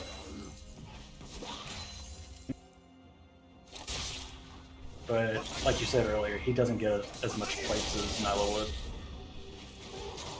Yeah, I mean, 2 is nice, but it really doesn't do too much. And it's also a different situation where you're giving away the second 3 when you already have 3 instead of giving away all 6 to the early game team who's really going to need it to push their advantage. That plate did fall down and no one got gold from it, but they're going to be able to get the dragon here. The soul is going to be infernal, which is going to be really good for Spectres, so they are probably going to need to lock down on these dragons, try and get it. Huge Malphite ultimate. Cam ults in the wrong spot and isn't able to pick them both up, which means that Renata is able to get an ult off and save it there. Little known fact, you actually do need to aim Yasuo ulti. It's an area of effectability.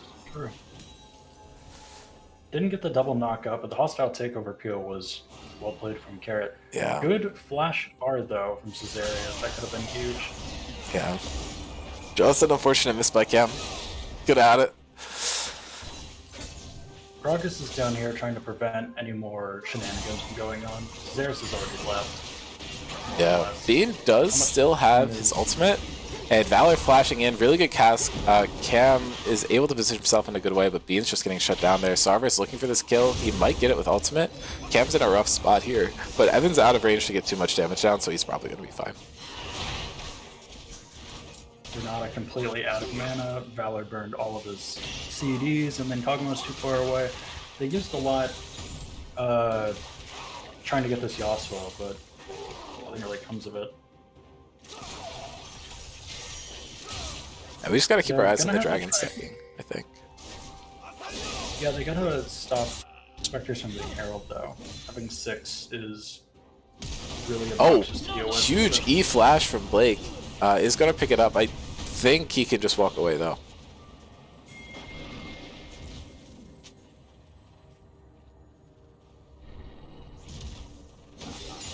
Avery actually showing some matchup knowledge there in the top lane. Stands by the only spot that the Alawi tentacle could spawn. Minimizes the amount that he has to deal with there. Mm-hmm. So I'll take that. Gold. Yeah, I mean, that's the true. 5 gold difference. Right. It looks like MVP generally have a better setup here. They have more vision, but Yeah, and you're missing the Yasuo for the Wombo combo, so it's a bit rough. Yasuo has picked up the Kraken Slayer, which means that you can probably just match him with the Tahm Kench. If he had gone for Bork first, you couldn't do this rotation, but I do think it's better overall. Cesario is able to just grab this kill onto Evan, which is helping him out a lot. Now Cam's made the rotation up.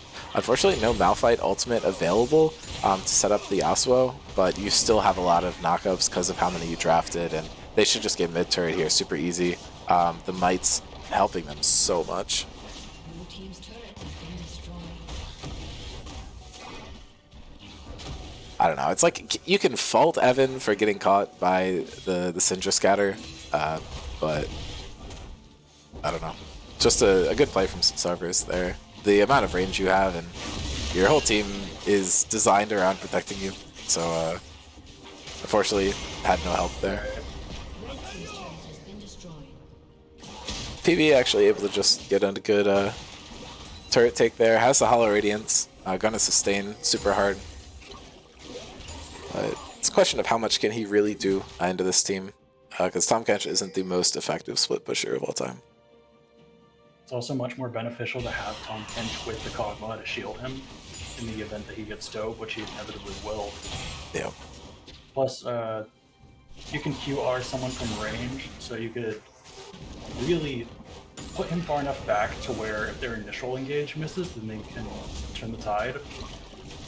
I understand that they're going to have to at least keep one person on the Darius, provided Darius isn't group, which you could probably just leave Alawi to do that for wave clear, but Yeah, I mean, we'll see. if isn't group, Avery has been absolutely cooking Blake this game. Cam is in a really rough spot here, though. He's just going to have to run away. He gets a knockup. The teleport is coming through from Cerberus.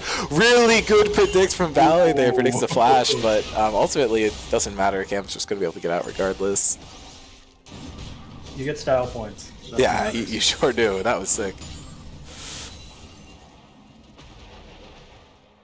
Surely Blake doesn't take a fight here, even if you have ult the Trinity difference, full item versus not. Is that a Shojin first for Alawi? I believe so. I think Cleaver doesn't build out of that anymore, but it could be Cleaver. Probably not. And yeah, Cleaver wouldn't be too bad considering Oh. Darius and Malphite both have a decent amount of armor. Yeah, missed ease from both of them, and oh, Avery got the slow and still missed. Looks like Cam is not building Bork second here, but I don't think it matters for that. Really good ult from Caesarius to make sure that PB's gonna die. Looks a little funny, but now Caesarius might actually just burn down here. Good flash to keep himself alive. Sarvis is on the backside of this, and Valor just looking for that. Trades flashes with Sarvis. So many flashes were just burned. And actually, Avery is simply uncontested on the top side. You're right, it is Shojin for Alawi there, but the Dragon is the focus for MVP. Valor looking for a really good cast on Sarvis. Sarvis got pulled there. Cam's maybe fishing for something. Sarv can probably just walk out here fine though, and this Dragon should just go over to MVP, giving them their second of the game. But you are giving Avery that basically free top turret. Yeah, I don't know if he gets this one also. Tahm Kench isn't going to TP to it. He's just going to walk it, so he may not get it, but he gets good damage on it. Plus he puts away then. I don't think Tahm Kench. Oh, can he really just stop stick it. Just sticks it.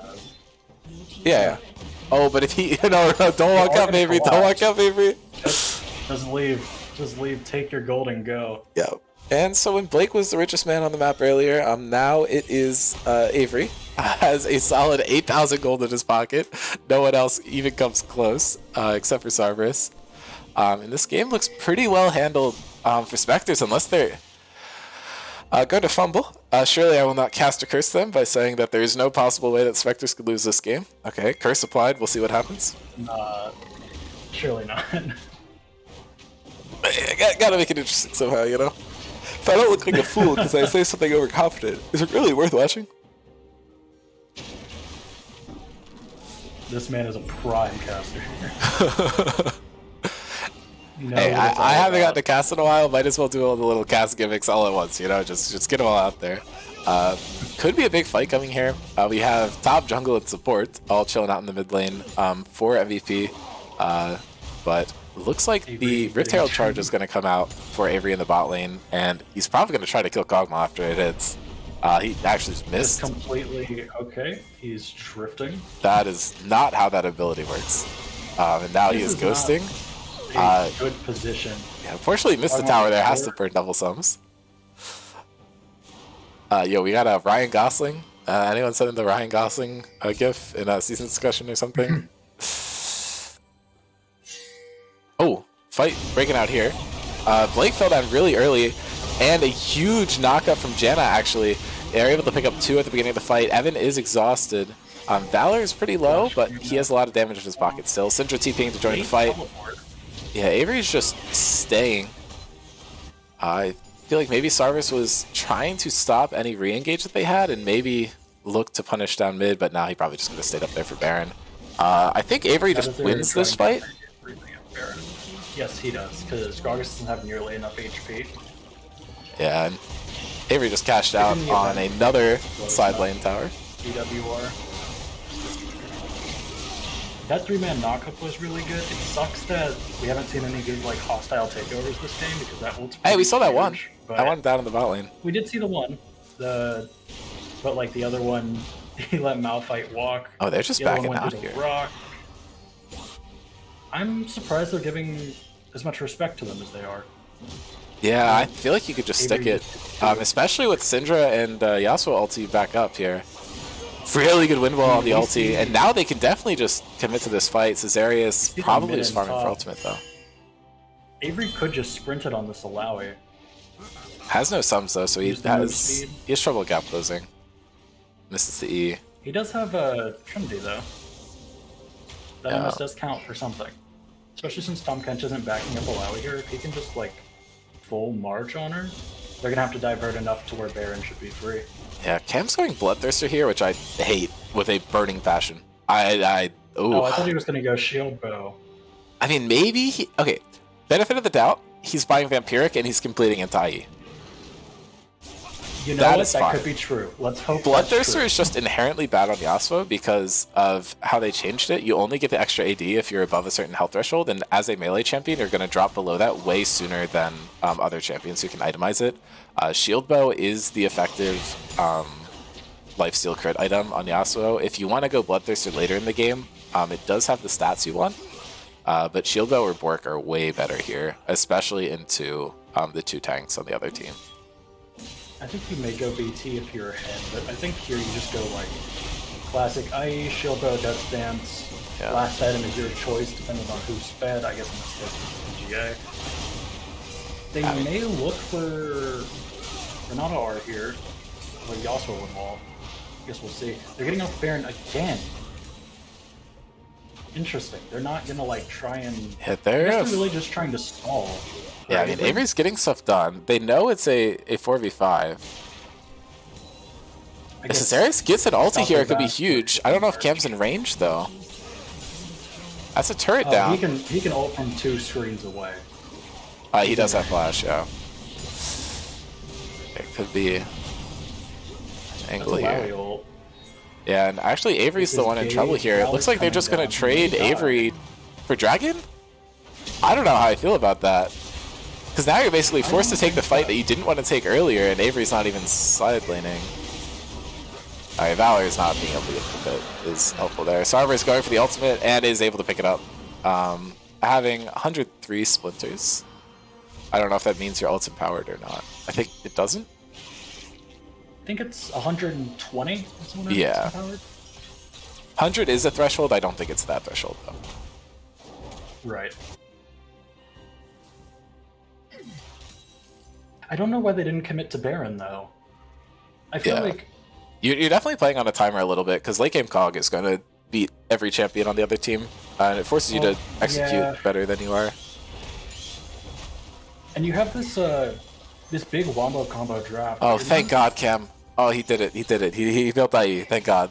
Oh, okay. Oh, thank I was about to lose my mind on this, man. Wallahi, my man. Yep, and He- Cerberus is going to kill Psycho Carrot, maybe? Nah, it doesn't decide it's worth chasing. Just leave him. Yep.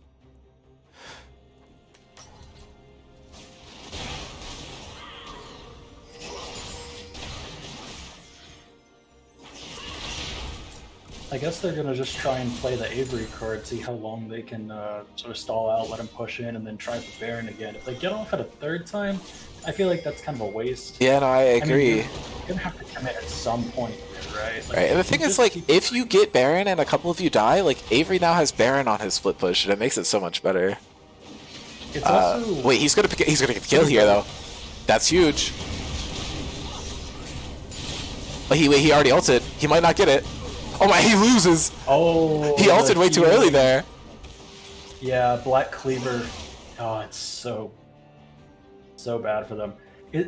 He lost when he was up an item and a half.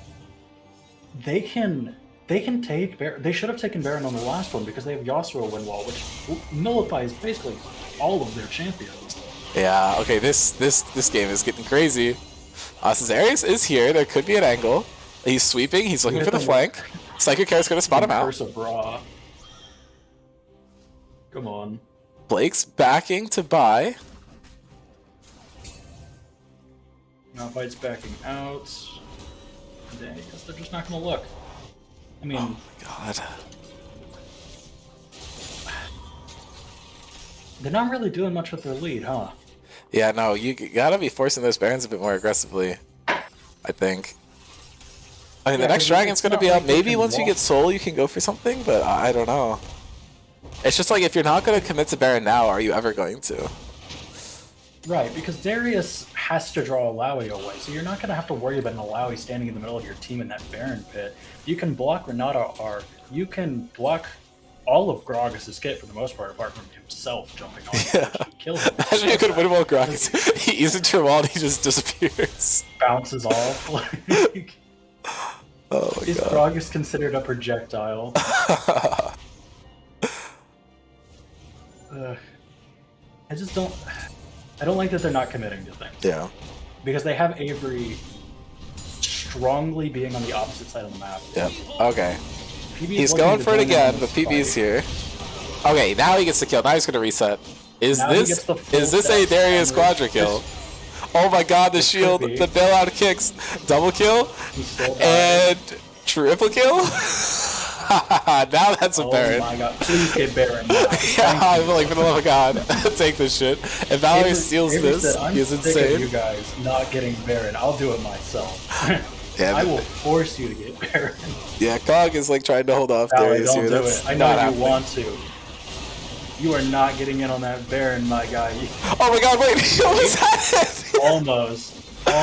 If he, I think if he had gotten Cask down there to where he could have bounced them out and gotten just a little bit closer, it could have been there. Yeah, so now they But- just win the game, right? Like, you have Avery meet up with mid lane, you get double inhib. No, he's trying to use the move speed from the Probably. Infernal Cinder to kill them. This is not gonna work. Just meet back up with mid lane. You have the mites. You have your team. I mean, Avery, I guess, could still draw them, but if they all just like dogpile on Avery for a second, kill him, and then look back up. He also is pushing top. They have three-way push going.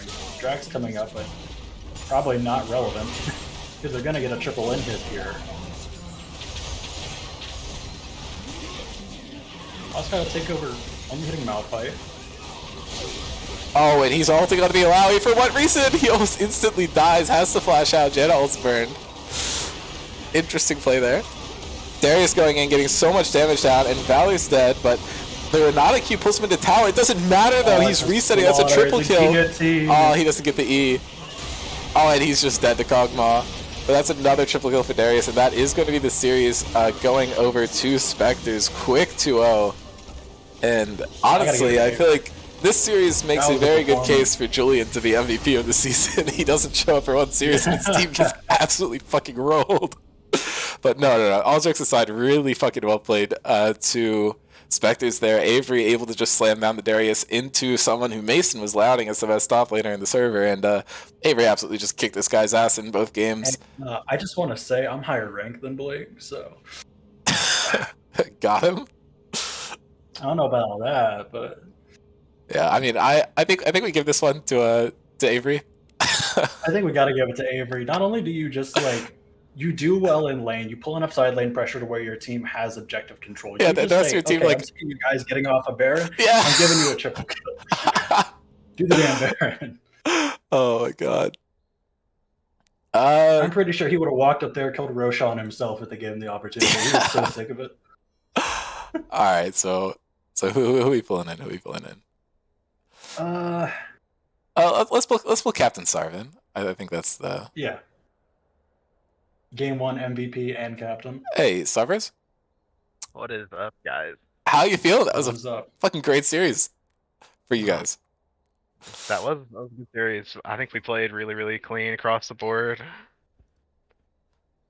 I'm really, really happy with how we played overall. But I don't know. I wasn't expecting a 2-0 really. But like after game 1, we just had a lot of confidence rolling into game 2. So it was really good. Yeah, I That mean, confidence where you locked the Yasuo knockup comp. Yeah, I mean, Cam kind of just made the call in draft. Like, we locked in Janna, and he's like, guys, trust me. Like, team, trust me. Lock me Yasuo. And I was Source, like, trust me, bro. all right, bro. That attitude kind of bit me earlier in the season in draft, where I'm like, I get the trust me call from certain people, other people, and I'm like, okay, I'll lock it. I remember a Smolder Top incident, Aatrox, yeah, but I'm gonna be like, real. from a I don't think the similar Yasuo bottom was the reason y'all won that game. Nah, I would definitely give the credit for game 2 to Darius, to Avery's Darius. Yeah. It was he was a little bit of a problem. Yeah, that was absolutely filthy. Your odds for entering into the rest of the series or entering into playoffs have definitely improved off that game. I know we were talking earlier, and you said, "Hey, if there's a game that we need to win, it is definitely the one versus MVP." I think that's not necessarily 100% true for your qualification chances, but that was a huge win for you guys, and I'm sure it's a huge confidence booster going into the rest of your games. So good stuff for you. Dream's still alive. I assume you guys are feeling pretty pumped after that one. Oh yeah, definitely. Morale has been up on Spectres for the last few weeks for sure. I mean, we had a really rough start to the season, but we've bounced back, and honestly, I mean, I feel like we're playing like a pretty good team right now. I wish it had come a little bit earlier, so it wasn't this close. I think with playoffs, it's kind of like out of our hands, like a little bit. Like we have to win both of our games, but then we also have to rely on some people to lose. I think so. Yeah, I mean, what I'm seeing here is you have a pretty good chance of tying, but I think as we went over on the podcast, if you tie for 4th, that's pretty much a dead elimination unless MVP is the one you're tying with. That scenario is still alive. I think it's pretty unlikely, but obviously kind of funny. How confident are you feeling going against Andromeda? Do you think that team's scarier than MVP? Do you think it really comes down to how your teams are playing on a day? Do you have any kind of thoughts there? I know you and Gru is a pretty fun matchup to watch, at least.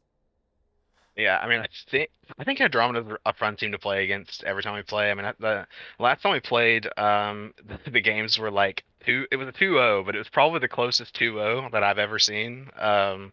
It was like 2 50-minute games, like back to back. So, I mean, I think we match up really well with Andromeda. And I think it's just going to depend who plays better on the day. It's also the team we're by far the most practiced against, though. Not to like leak anything, but we've scrimmed them a few times. So, gotcha. Scrim's got you feeling confident, or not as much? I mean, the last few weeks of our games, plus like our scrim results against them, have me feeling a medium level of confidence. I would not say we have like a winning record against them, but gotcha. On our bounce back, they're one of the first wins we got like in a scrim game, so it was kind of. They kind of helped us identify what we could do to win some games, chain together some wins, and we've kind of done nothing but win since. So it's been a really good turnaround. Yeah. Well, it would be really funny if Andromeda starts scrimming you guys and it gives you the power to knock them out of contention. Knock them I think out, yeah. that would be quite funny. That would be tragic. As a friend to people on Andromeda, I don't want that to happen. As a content creator, oh boy, I would eat that shit up. So. I mean, it makes for really good I love content. everybody on We Andromeda. we're really big fans of the Andromeda players. Think really highly of how good they are, but it would be tragic to be the ones to knock them out of playoffs. But Yeah. Well, the scenarios that are looking most Well, if you knock likely, them out of playoffs, you got to go all the way, right? that's true. Gotta win for them. true. If we knock them out of playoffs, they've got to root for us, so we can go ahead and just win it all. But it's the opposite too. Like if they end up making playoffs, Spectres, I'm pretty sure we're all going to be pretty big Andromeda fans going forward into the playoffs. So um, Yeah. we are. As a question, I think the two Yeah. most likely scenarios for you to make it in are Metabusters or Andromeda not being in the top four. Which of the teams do you think is most likely to make it out of those two? To make it into playoffs out of Yeah. those two. I don't know. I I feel like Andromeda's been playing a little bit worse recently. They've kind of like had a really good start and then they've kind of swung back on that other side. But from what I've seen, they're cooking some stuff up on like role swaps, maybe potentially. Um, they've been flexing around a little bit, so maybe they surprise me. But right now, I think Metabusters just looks like the stronger team. But I think we do have a matchup. Do we have a matchup between those teams still to go though? No, that one was last week. They've already Metabusters played both did. their games. Yeah, Metabusters won. So I don't know.